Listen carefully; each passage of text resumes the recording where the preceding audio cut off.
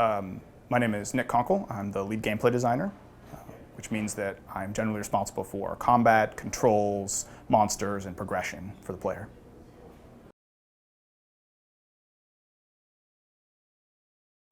Well, of course, in my position, I'm extremely excited about the combat and controls. It has been the case that in MMOs a lot, there are some conventions that have really gotten stale.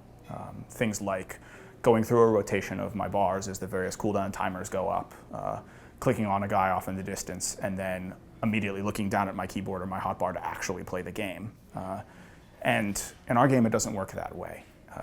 Every ability, no cooldown.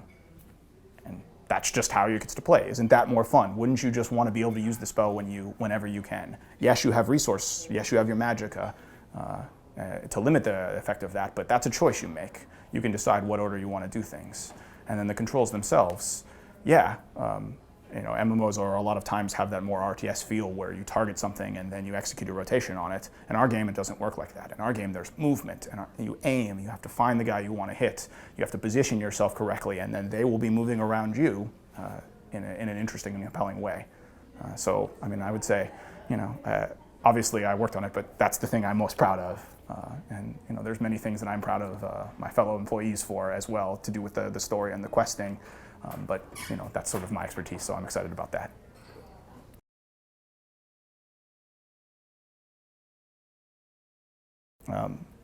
I can tell you that we are absolutely committed, and this is across the board, to the premium service that you would expect out of an MMO of this scale.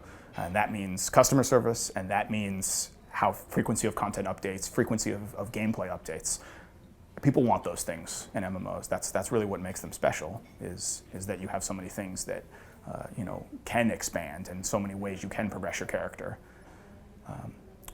And MMOs themselves are not this experience of one and done. They go on, you play with your friends for long periods of time, and since progression is so built into that, it's important that we keep laying out those new abilities, those new areas, those new stories for people to enjoy and explore after the game has come out.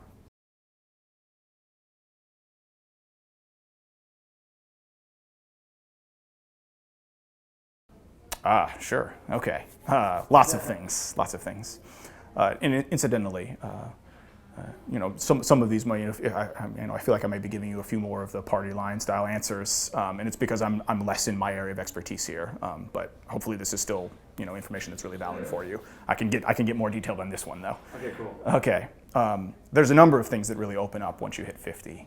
For starters, it is not the case that you've hit the cap of your progression. In fact, you're not even close. Every single ability you have, every single weapon you have, every armor type can all be advanced to maximum. And when you're at 50, you haven't gotten anywhere near there. So there's a whole game of advancement if you really want that maximum character who can do everything, use every weapon, use every armor, super powerful spells.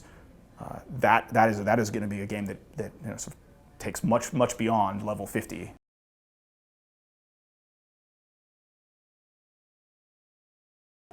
Well, so what makes the Elder Scrolls a unique MMO is that it's an MMO that is like a modern RPG. I think you've been seeing the RPG genre evolve, especially in the last 4 or 5 years, to become this much more action, immersive experience. It's going to be VO'd. It's going to have a small interface. You're going to look in the world for what monsters do, and they're going to behave intelligently, and you're going to counter that.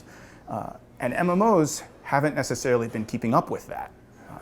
And the Elder Scrolls Online strives to be that, strives to be a modern RPG that you happen to be playing online and with friends.